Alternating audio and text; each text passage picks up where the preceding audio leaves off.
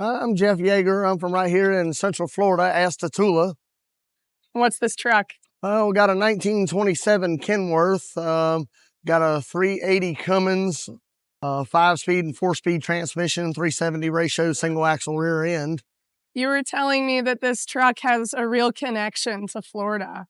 Yes, ma'am. My grandfather acquired the truck in 1980, but he got it from what was the Central Florida Kenworth dealership, Reeves Kenworth, who actually built this truck kind of into what it is as we see it here. That was done in 1962 when they went through and restored this truck. Of course, it's been freshened up a couple times since then, but he built it into what it is, and the running gear that is in the truck was taken out of a brand new 1962 Kenworth. So, and even at this point, it probably has, my guess is probably less than 20,000 miles on the running gear that's in this truck now. I mean, it's, it's been well connected with my family and another friend of mine from Kellogg, Michigan, whom I sold the truck to in 2002. And he had the truck 19 years and done a lot of the cosmetics, refreshing the paint job and some other things on it. Once Mr. Jack Heemsoth passed away, I repurchased the truck from his family because of the deep connection here with my grandfather and being here in Central Florida. So I couldn't pass it up. It had to return home.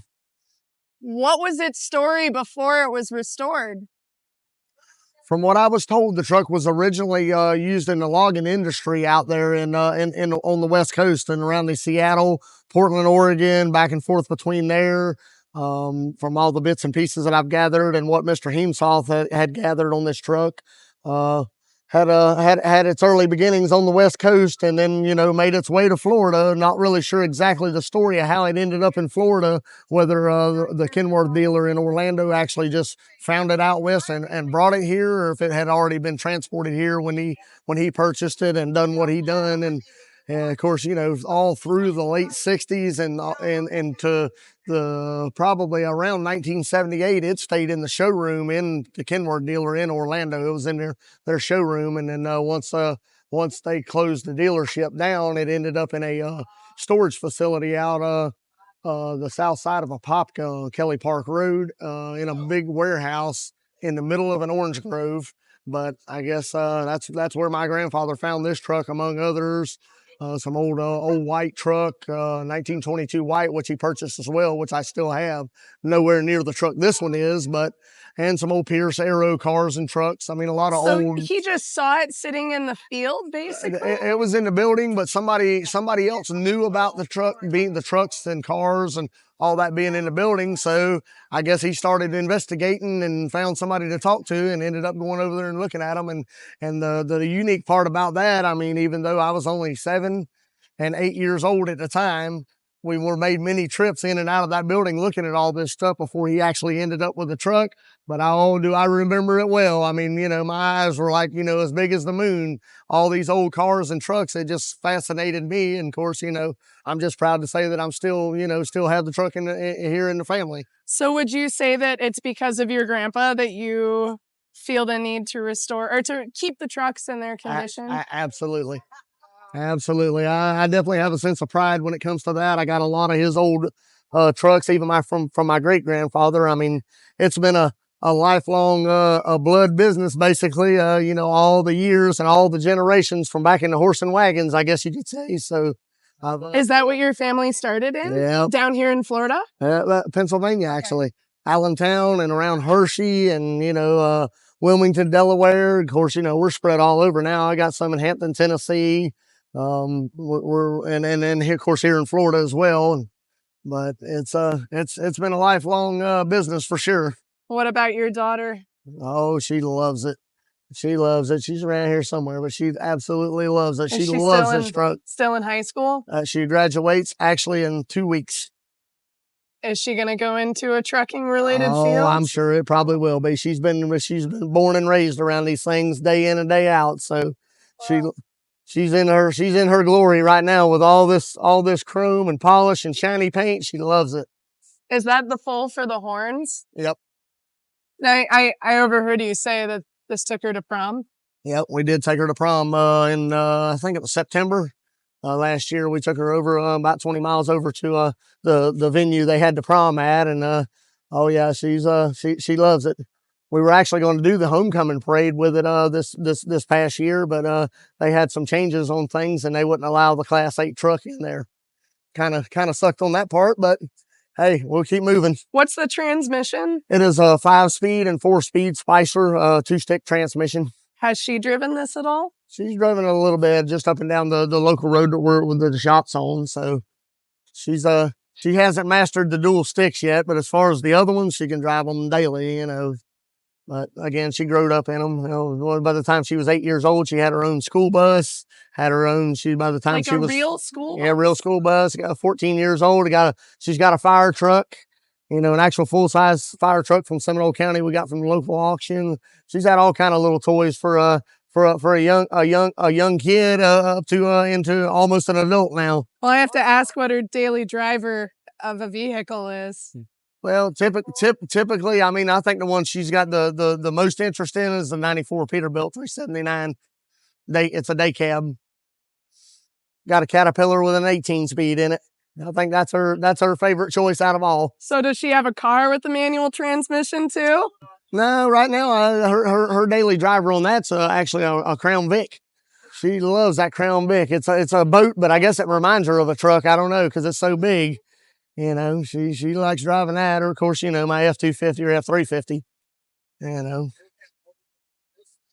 Now, I'm guessing you haven't driven this one very far in one go. No, most of it's been, you know, any place I've taken is less than 100 miles. Not that I don't have the faith in the truck to go, being the age of it. I mean, it is 98 years old, but it just scares me with the traffic on the road. You know, the liability issue of the damages of what ifs, you know. Right. I just, you know, these craziness that's on the road today and all the drivers and all the traffic, you know, and we're packed with it pretty good here in Central Florida. There's a lot of it. A lot of pretty ridiculous driving down here, so I don't blame you at all. It's the other people you have to look out for. Yes, ma'am. Does it have panels that would go here? It does. We were going to bring them, but we decided to leave it. Everybody always wants to look at the motor, so it's actually a louvered panel on both sides. But I don't know if I've got pictures of it with it on there, but I'll find you some so that way you got pictures of it with them on there as well.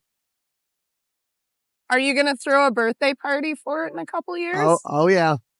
Yep. It'll be the big 100 for sure. And you don't see very many of them there. Actually, last year we were the oldest one here at the show, but I did notice there was an AC Bulldog that came in yesterday. So he's got me beat, I'm sure, because I don't know exactly what year that is, but I'm guessing late teens to probably 25. So he's probably done met his 100-year mark. But the truck's a pleasure to drive for sure. It really is. You know, it was upgraded 10 years ago to power steering, but it's really a pleasure to drive. And the attention it gets, I mean, it doesn't matter if it's old people, if it's very young kids, this truck gets a lot of attention. Do you get to put it in many parades or anything? We've had it in a few. Like I said, we've had it in probably a couple of different Christmas parades. You know, we had it in one Thanksgiving parade in the local town, but all in all, hopefully I'll have time to get it in a whole lot more here in the near future. What else is in your collection? You mentioned some other trucks that were your grandfather's. Yeah, I've got some 352 double sleeper cab over Peterbilts, cab overs. I've got a 1922 white. It's much like this. It actually came from the same place this did. Got a 1929 Seagraves. It was a fire pumper tank truck, and it's an open cab. It's just the bottom part of the cab. Looks like a Model T bucket car or something. It's not in running condition, but it's all there, and it's definitely a conversation piece for sure.